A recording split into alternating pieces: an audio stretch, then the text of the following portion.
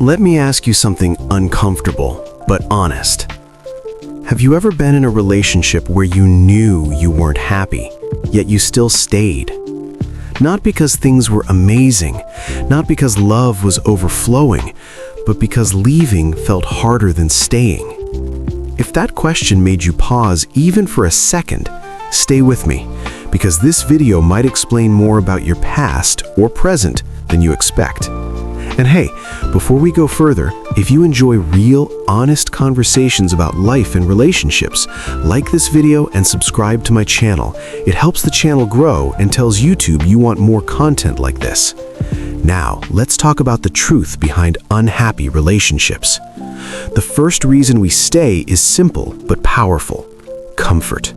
Not happiness, comfort. Humans are strange like that. We'll choose familiar pain over unfamiliar peace any day. Think about an old, broken chair. It hurts your back, it wobbles, it's clearly not good for you, but it's your chair. You know exactly where it creaks. So instead of getting a new one, you just sit carefully. That's what many relationships become. Another big reason? Hope. That dangerous little sentence we keep repeating. They'll change.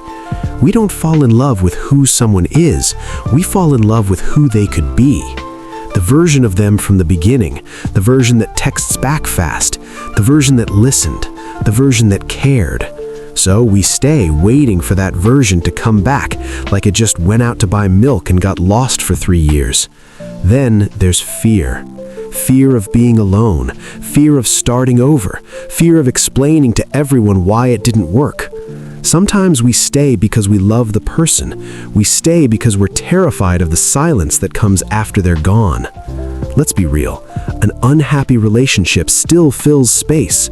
Loneliness feels louder. Here's a simple real-life example. You're watching a bad movie on Netflix. You're bored, you're annoyed, but you're already 40 minutes in. So you think, I've come this far, might as well finish it. That's called the sunk cost fallacy. And yes, we do this with relationships too.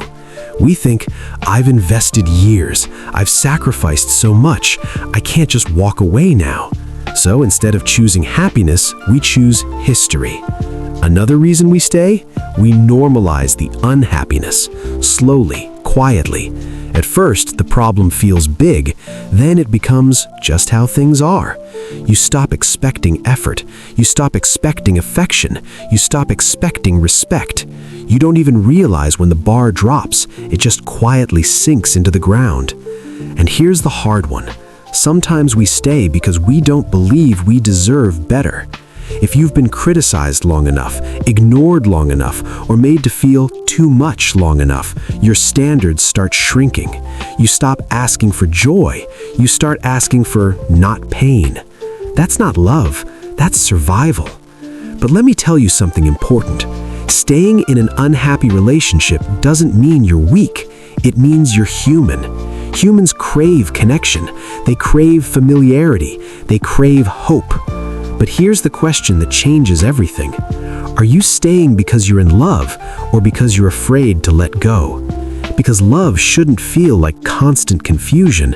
It shouldn't feel like walking on eggshells. It shouldn't feel like shrinking yourself to keep someone comfortable. And leaving doesn't mean you failed. Sometimes leaving means you finally chose yourself. If this video made you reflect, even a little, please like this video and subscribe to my channel. More honest conversations about relationships, emotions, and real life are coming, and I'd love to have you here. Remember this, you don't need a dramatic breakup to justify leaving. You don't need permission to choose peace. You're allowed to want more, and you're allowed to walk away from what hurts you, even if it once felt like home. Take care of yourself. You matter more than you think.